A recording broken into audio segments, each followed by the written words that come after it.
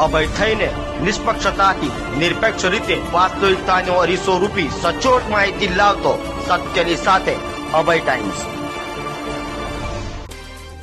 દિલ્હીમાં metro station બહાર car વિસ્ફોટની ઘટનાને લઈ સુરત રેલવે પોલીસ પણ એક્શનમાં આવી ગઈ હતી અને રેલવે પોલીસ દ્વારા પેટ્રોલિંગ તેમજ ચેકિંગ શરૂ કર્યું હતું। દિલ્હીના લાલ કિલ્લા પાસે આવેલ મેટ્રો સ્ટેશન નજીક સોમવારે સાંજના સમયે ભરચક વિસ્તારમાં એક કાર વિસ્ફોટ થયો હતો, જેને લઈ 9 લોકોના મોત થયા હતા, જ્યારે 24 લોકો ઘાયલ થયા હતા। આ ઘટનાને લઈ સમગ્ર દેશમાં એલર્ટ જાહેર કરાયું છે। ગુજરાત સહિત ભારતના 11 રાજ્યોમાં એલર્ટ અપાયા હોય સાથે રેલવે પોલીસ પણ એલર્ટમાં આવી ગઈ છે। તો સુરત રેલવે પોલીસ દ્વારા સતત પેટ્રોલિંગ તેમજ ચેકિંગ શરૂ કરાયું છે। સુરત રેલવે સ્ટેશન ખાતે પોલીસ દ્વારા વાહન ચેકિંગ તેમજ સામાન્ય ચેકિંગ કરાયા હતી, જેમાં ઉચ્ચ અધિકારીઓ પણ ચેકિંગમાં જોડાયા હતા। ગઈકાલે દિલ્હીમાં જે કારમાં બ્લાસ્ટ થયો તેના અનુસંધાનમાં આજે વહેલી સવારે સુરત રેલવે સ્ટેશન ખાતે એક્ઝિટ અને એન્ટ્રી ગેટ ઉપર પોલીસની અલગ અલગ ટીમો બનાવવામાં આવેલી છે।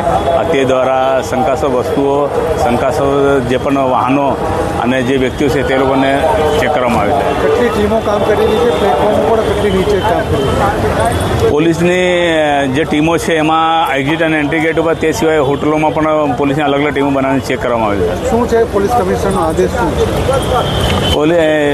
એના જે દિલ્હીમાં જે ગઈકાલે જે બ્લાસ્ટ થયો તેના અનુસંધાનમાં તકેદારી સ્વરૂપે ફૂડ પેટ્રોલિંગ, વાહન ચેકિંગ અને હોટલ ચેકિંગ વગેરે છે સૂચના છે।